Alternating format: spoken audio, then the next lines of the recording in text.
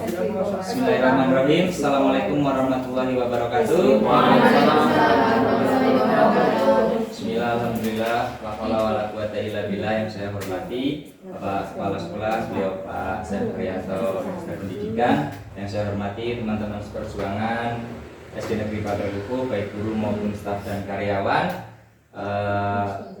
Pertama-tama marilah kita panjatkan puji syukur kepada Allah Subhanahu wa taala karena berkat limpahan rahmat dan hidayahnya kita dapat berkumpul pada siang hari ini. Mohon izin Bapak Kepala Sekolah, saya ingin menyampaikan tentang pengelolaan program yang berdampak positif pada murid. Ini saya sampaikan sebagai melengkapi aksi nyata pada modul 3.3, yaitu pengelolaan program yang berdampak positif pada murid.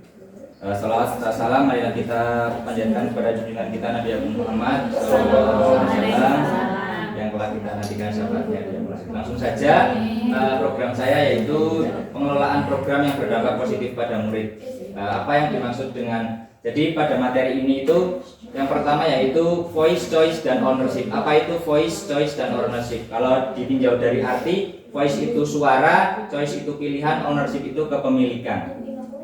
Nah, voice itu suara adalah pandangan, perhatian, gagasan yang diekspresikan oleh murid melalui partisipasi aktif mereka di kelas, sekolah, komunitas, dan sistem pendidikan mereka yang berkontribusi pada proses pengambilan keputusan dan secara kolektif mempengaruhi hasilnya. Ini saya sadur dari education.pic.gov.au. Baik, contoh bagaimana sekolah atau guru dapat mempromosikan suara murid. Itu yang pertama, membangun budaya saling mendengarkan. Yang kedua, membangun kepercayaan diri murid agar mereka percaya bahwa setiap suara berharga dan layak didengar. Tiga, melibatkan murid dalam memberikan umpan balik terhadap proses belajar yang telah dilakukan. 4. Melibatkan murid dan memberikan umpan balik terhadap berbagai program dan kebijakan-kebijakan sekolah. Yang kelima, melibatkan murid dalam perencanaan pembelajaran. 6. Melibatkan murid dalam menyusun kriteria penilaian. 7. Memberikan kesempatan murid untuk bertanya, memberikan pendapat, berdiskusi dalam berbagai kesempatan dan proses pembelajaran. Jadi semua itu yang sudah saya bacakan mungkin barangkali kita terlupa, itu harus kita tampilkan baik dalam proses pembelajaran maupun baik penyusunan program dan lain-lain. 8. Mengajak untuk berdiskusi, keyakinan kelas pasti sudah dilakukan. 9. Membentuk dewan murid atau komite-komite yang anggotanya adalah murid-murid. Jadi kita itu ada istilahnya bukan kewajiban tapi ada tuntutan untuk membentuk dewan-dewan. Melibatkan murid untuk memberikan saran tentang alat permainan apa yang mereka inginkan ada di halaman sekolah. Jadi kalau dewan-dewan itu hampir semua kegiatan, tadi kegiatannya kepala sekolah kita, programnya juga membutuhkan duta. Ya, itu juga salah satu dewan-dewan tadi. 11. Memberikan kesempatan murid untuk memberi saran terkait menu yang dijual kantin. Nah, itu mungkin belum kita lakukan. Yang ke-12, membuat kotak saran untuk murid memberi saran dan masukan tentang sekolah sudah ada. Melakukan kegiatan pembelajaran berbasis proyek, mengidentifikasi masalah atau persoalan yang terjadi. Nah, untuk choice atau pilihan adalah peluang yang diberikan kepada murid untuk memilih kesempatan-kesempatan dalam ranah sosial, lingkungan, dan pembelajaran. Ini juga saya sadur dari Marzona Akademis. Dalam ranah sosial, murid dapat diberikan kesempatan untuk berada dalam kelompok yang sesuai dengan tujuan atau minatnya. Dalam ranah lingkungan, murid dapat diberikan kesempatan untuk memilih atau mengatur tempat belajar yang sesuai untuk mereka. Kelas 6 itu terlalu gerombol itu ya Bu. Anak-anak yang spesial itu terlalu digerombolkan jadi satu. Kalau bisa ada rotasi agar bisa menikmati semua. Pilihan untuk mengakses, berlatih, atau membuktikan penguasaan pengetahuan atau keterampilan kurikulum. Nah, contoh bagaimana guru dapat mendorong menyediakan pilihan bagi murid. Yang pertama, membuka cakrawala murid bahwa ada berbagai pilihan atau alternatif yang dapat dijadikan bahan pertimbangan sebelum menentukan sebuah keputusan. 2. Memberikan kesempatan bagi murid untuk memilih bagaimana mereka mendemonstrasikan pemahaman tentang apa yang telah mereka pelajari. 3. Memberikan kesempatan pada murid untuk memilih peran yang dapat mereka ambil dalam sebuah kegiatan atau program. Nah ini ya, jadi nanti sambil kita cek apakah kita sudah memberikan ataupun memberikan kesempatan kepada murid-murid kita apakah sudah melakukan hal seperti ini atau belum. 5. Memberikan kesempatan murid untuk mengelola pengaturan kegiatan. 6. Menggunakan musyawarah untuk mengambil keputusan, atau jika memang diperlukan melalui voting tertentu, guru dapat mendiskusikan dan membuat daftar kegiatan apa saja yang dapat mereka lakukan. Ketujuh, mengajak OSIS, ini kalau di SMP membuat daftar kegiatan event dan memberikan kesempatan untuk memilih mana kegiatan yang ingin mereka lakukan di dalam 1 tahun ajaran. 8. Memberi kesempatan pada murid untuk menentukan sendiri bentuk penugasan yang mereka inginkan. 9. Memberi kesempatan pada murid untuk mempresentasikan hasil kerja atau proyek sesuai dengan gaya dan minat mereka. Jadi jangan kita cuma sekedar menyuruh atau memberikan tugas, tetapi mereka juga harus mempresentasikan, bisa menjelaskan apa yang sudah mereka kerjakan.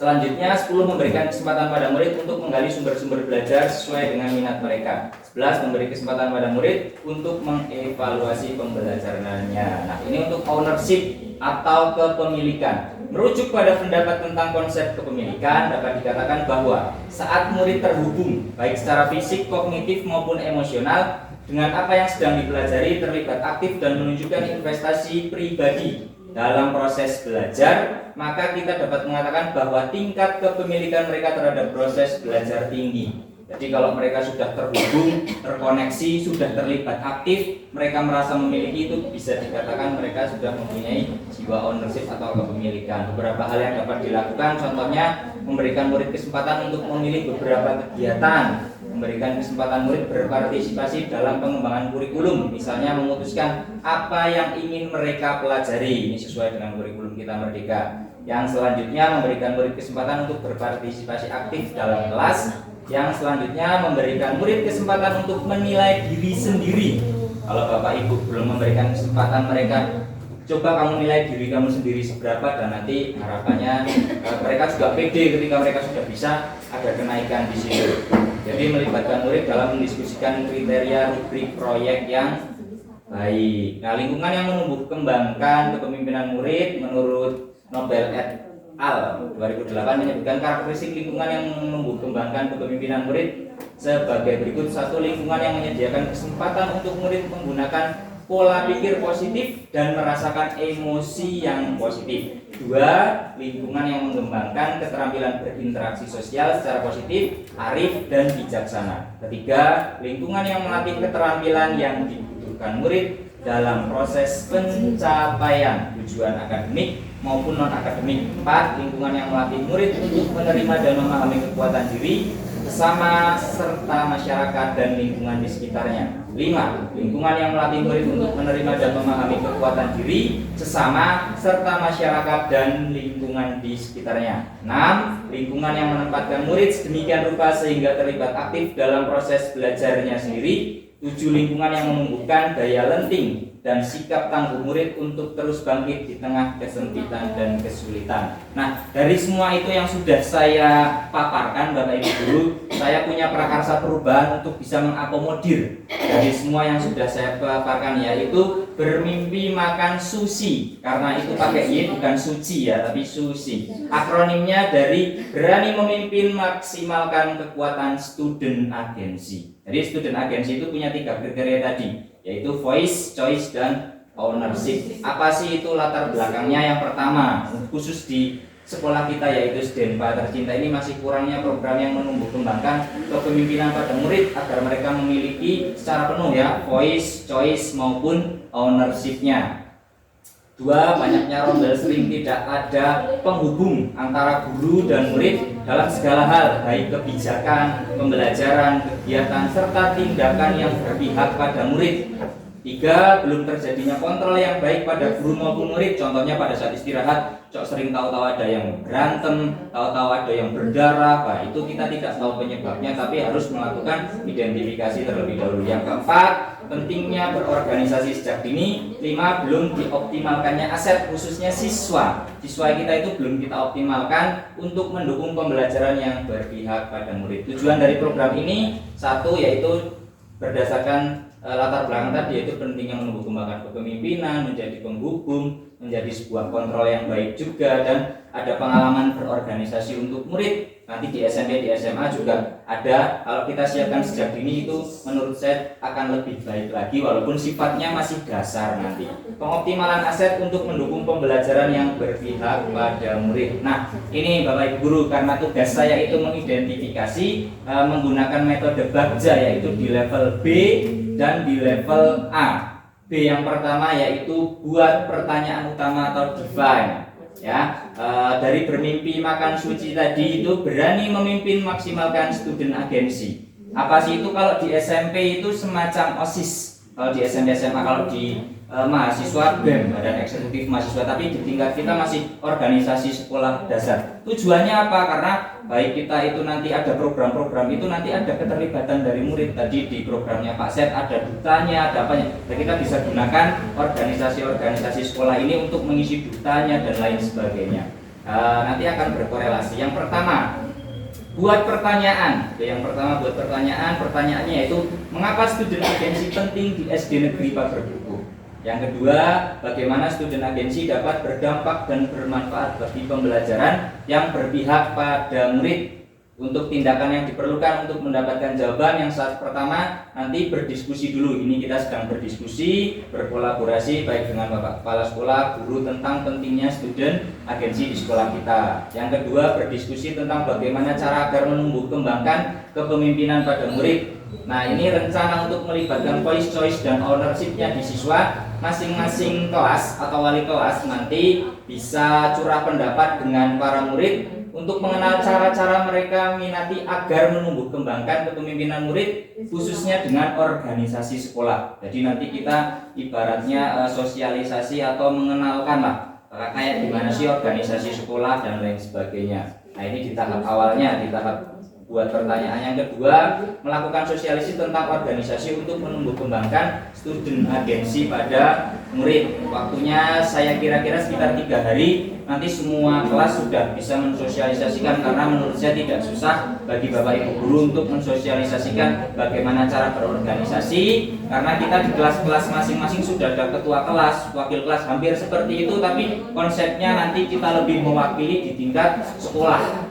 Seperti itu. Nah, ini penanggung jawabnya bisa ditambah. Nanti ada CGP, tim penjamin mutu kurikulum, tim penjamin mutu kesiswaan, dan wali kelas. Seperti itu. Jadi dari apa yang sudah saya paparkan di tahap buat pertanyaan ini, Bapak Ibu, ada yang mungkin bisa dikoreksi ataupun terlalu offset atau apa mungkin dari Bapak Ibu tentang konsep organisasi student agensi di sekolah kita. Monggo. Sebelum nanti, karena saya juga punya tugas untuk merefleksikan masing-masing fase ini.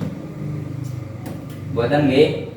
Lanjut. Nah, jadi refleksi dengan 4P, yaitu peristiwa atau fakta lah ya, perasaan atau feeling, pembelajaran atau finding, dan penerapan ke depan atau future. Yang pertama, peristiwa. Dari latar belakang yang sudah dijelaskan di awal, bagaimana sekolah membuat program yang dapat menumbuh kembangkan kepemimpinan, karena banyak sekali hal-hal yang kita tidak tahu. Sebagai contoh, kemarin di kelas 6, mungkin kelas-kelas sebelah mungkin kemarin dengar waktu saya ngajarnya agak keras. Kenapa? Karena ada beberapa masalah. Siswa kita ternyata pada saat istirahat kok makan mie ya, makan mie goreng ya dipamer-pamer ke koncone, dan itu nggak cuma 1-2, bayangke. Itu kan dosanya ya ramai-ramai. Itu saya biasanya kalau sampai ngamuk seperti itu pasti ada kriteria yang saya laksanakan. Satu, yang pertama saya harus mencari kebenarannya dulu, istilahnya fakta. Jadi nggak cuma dengar dari anak. Terus saya cari bukti, minimal kan kalau dalam agama kita atau dalam hukum di Indonesia minimal ada 2 alat bukti. Kemarin juga Bu Eli dengar mungkin, nah saya panggil beberapa anak untuk minimal anak itu mendengar, melihat, dan mengetahui. Nah, itu tujuan saya biar pasti. Ketika sudah pasti akan saya lakukan tindakan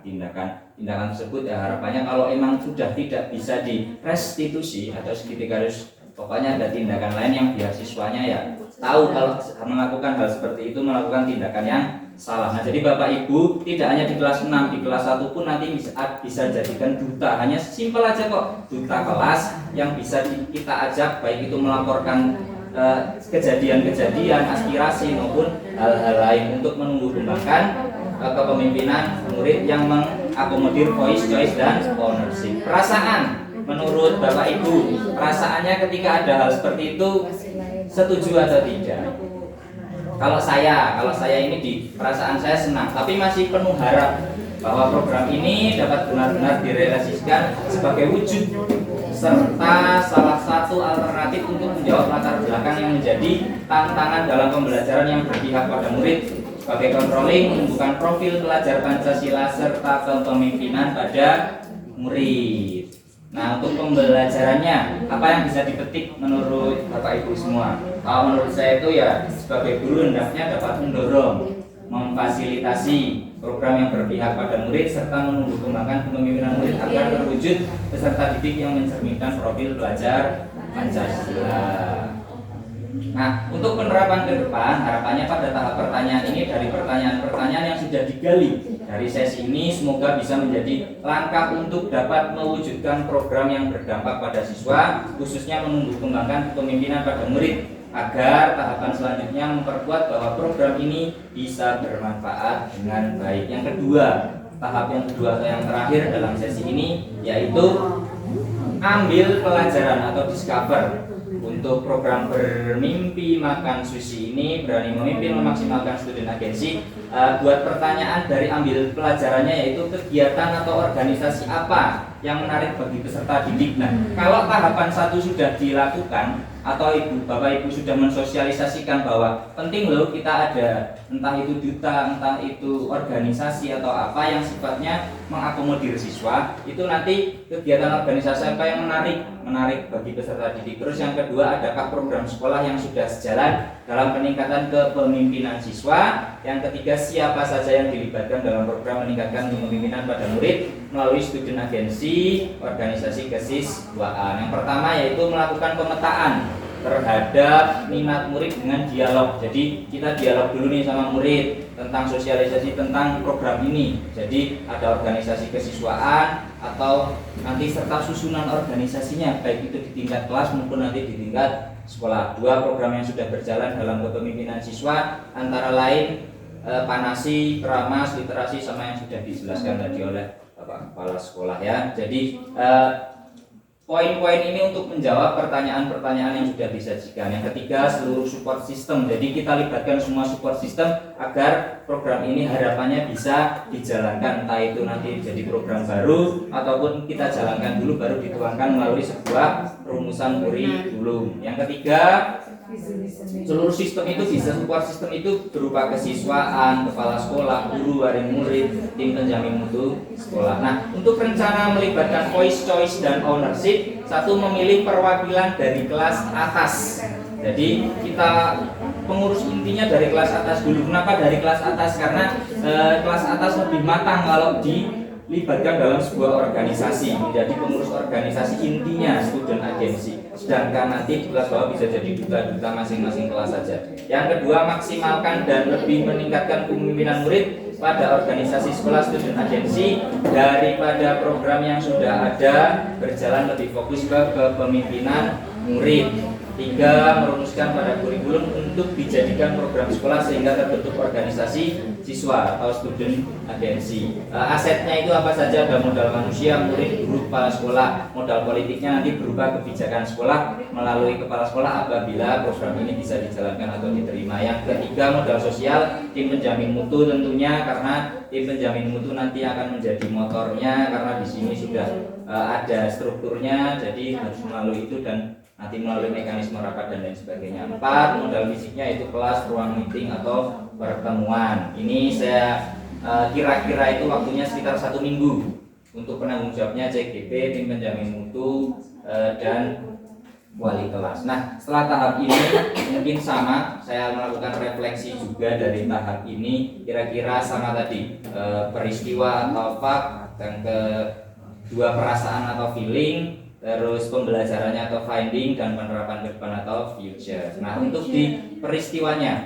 ternyata dalam menyusun program yang berpihak pada murid, khususnya menumbuh kembangkan kepemimpinan murid melalui organisasi siswa atau student agency, diperlukan tahapan yang cukup panjang. Jadi nggak langsung tahu-tahu kita mengadakan sebuah program bisa terrealisasi esok harinya, itu tidak. Jadi ada tahapan-tahapan hingga nanti ini melalui sebuah entah itu rapat, nanti ada surat SK-nya dan dituangkan melalui kurikulum, dicantumkan kurikulum sebagai salah satu program yang ada di sekolah dan bisa berdampak sangat baik bagi kepemimpinan siswa. Di perasaannya sama, perasaan saya itu senang dan masih penuh harap bahwa program ini dapat benar-benar direalisasikan sebagai wujud serta salah satu alternatif agar kepemimpinan pada siswa dapat ditumbuh kembangkan di sekolah melalui organisasi student agensi. Nah, pembelajarannya atau findingnya perlu adanya kolaborasi, diskusi, dialog dengan seluruh support system agar program ini dapat diwujudkan dengan baik,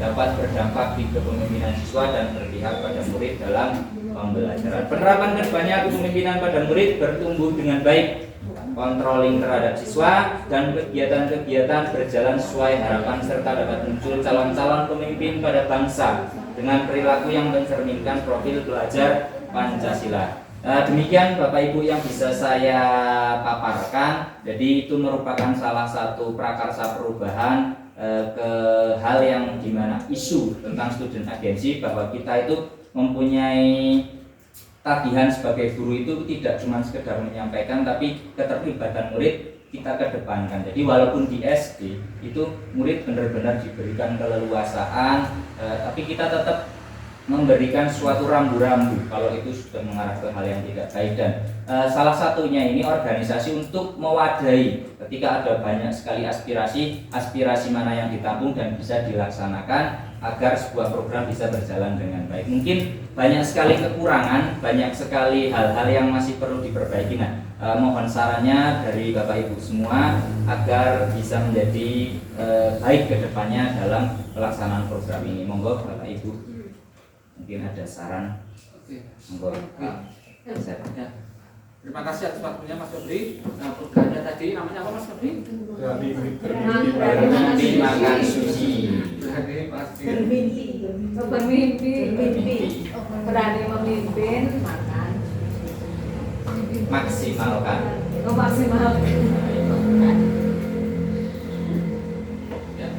Bermimpi makan sushi ya. Berani memimpin, memaksimalkan kekuatan student agency.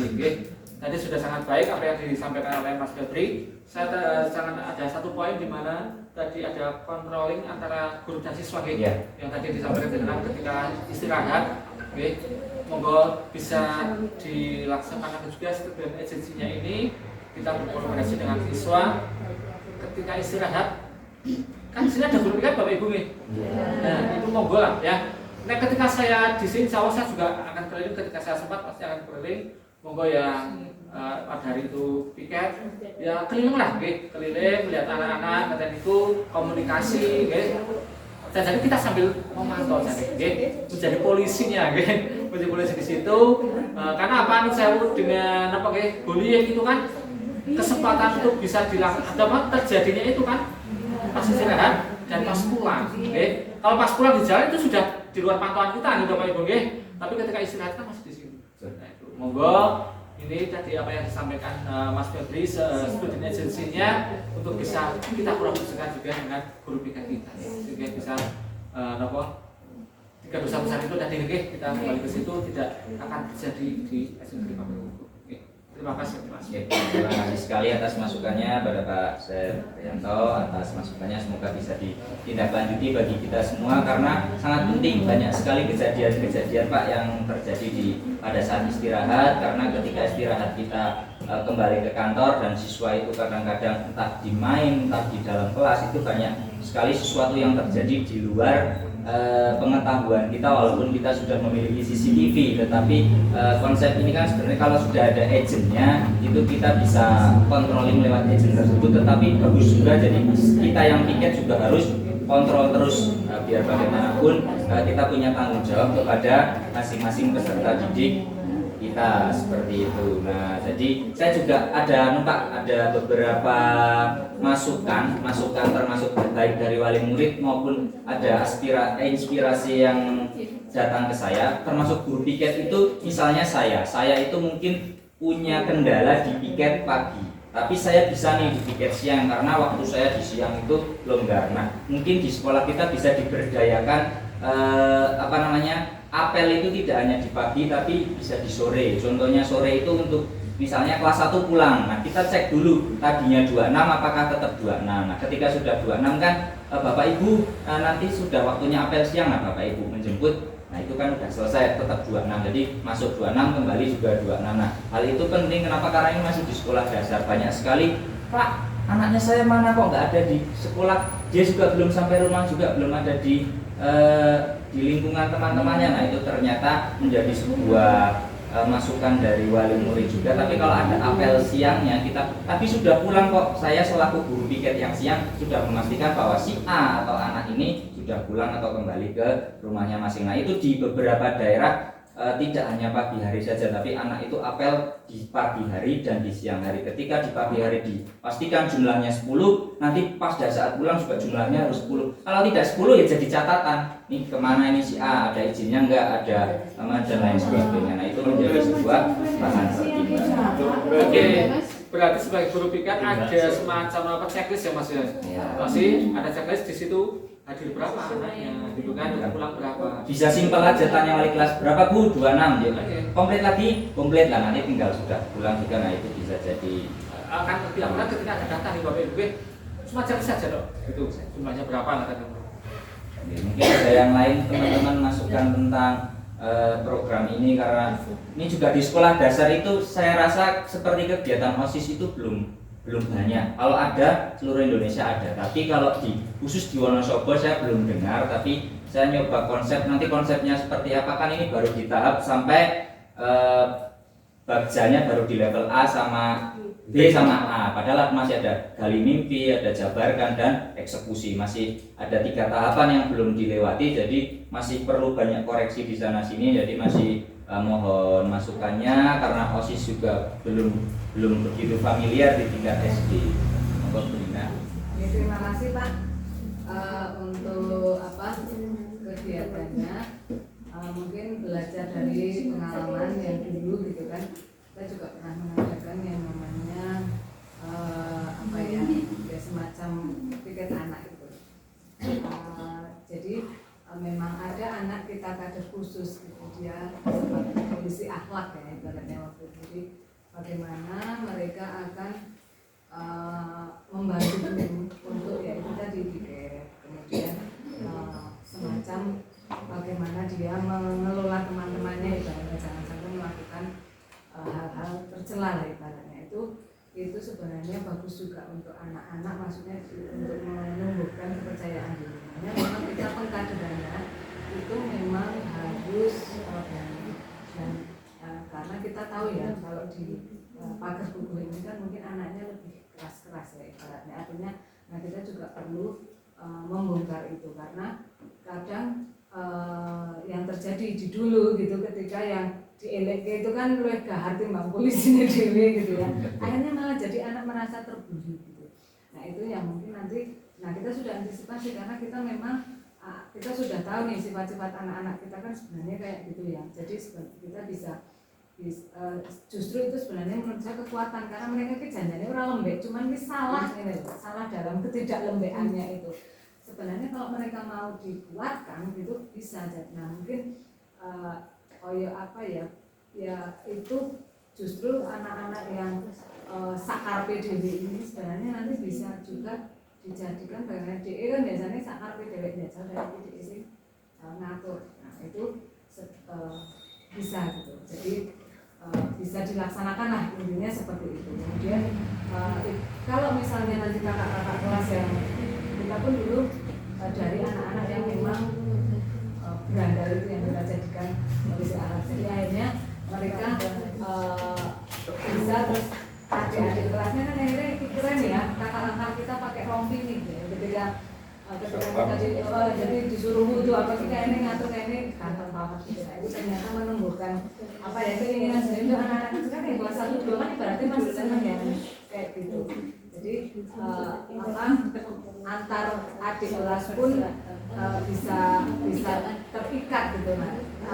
Muncul keterikatan, cuman memang kita kendalanya kita harus bagaimana nih mengelola emosi anak-anak. Kemudian ini juga yang nanti bisa kaitkan dengan parenting supaya orang tua di rumah juga artinya agak terdidik tanda kutip bagaimana apa ya maksudnya nangani anak ki orang yang ngono ki ora jogowo juga gitu kan langsung jujur lah bocah ki mengko mikir dewek gitu kan kadang orang tua kita juga masih seperti itu.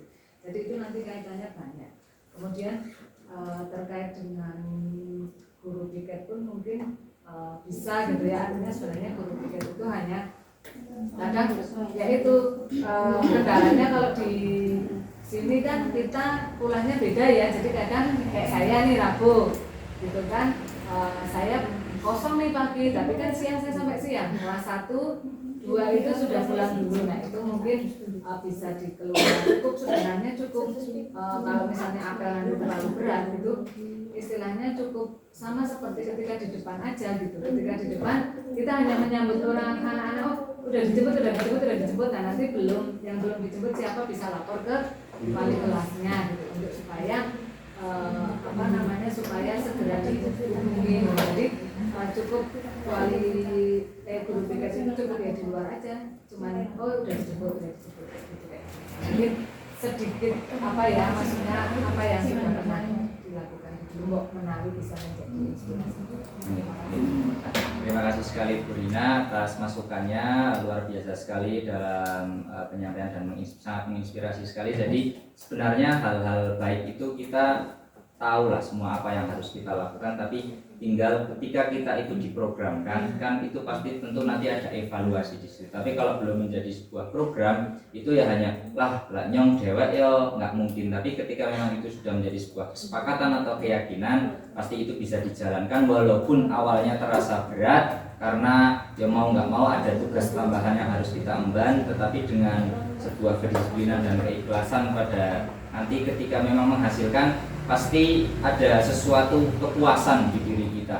Jadi kalau misalnya kayak rompi dan lain-lain itu saya sangat setuju. Kenapa ketika itu diadakan sekolah kita itu memang keren, jadi kelihatan nggak usah orang itu mau menilai itu tinggal dilihat, wah iki beda karo SD Rio, wis langsung dinilai apik. Jadi kayak Bu Kres kemarin dalam akreditasi nggak perlu tanya A, B, C, D, ngelihat kebiasaannya aja udah wis nilainya ini sempurna. Jadi ketika itu dibiasakan dan itu menjadi sebuah budaya, siapapun nanti pemimpinnya, siapapun nanti gurunya, ya SD kita sudah terbangun. Kenapa? Karena saya terinspirasi dari sekolah di pinggiran. Waktu itu saya PPL di Jogja, sekolah di pinggiran, di kecamatan pinggir, tapi kalau di kabupaten dia peringkat 1, bahkan sering menjadi disertasi bagi orang-orang yang mau disertasi dan lain-lain. Karena pencapaiannya termasuk di Provinsi Jogja juga nomor 3, hanya kalah di fasilitas dan lain-lain kan itu pasti kalah. Tapi kalau dari segi prestasi baik akademik maupun non akademik, sekolah tersebut tidak kalah. Karena dulu waktu ujian nasional dari misalnya berapa ratus siswa itu sekitar 98 anak juga dapat nilai 100 semua. Terus di prestasi olahraga selalu menyabet prestasi olahraga dengan baik dan lain sebagainya. Itu pembiasaan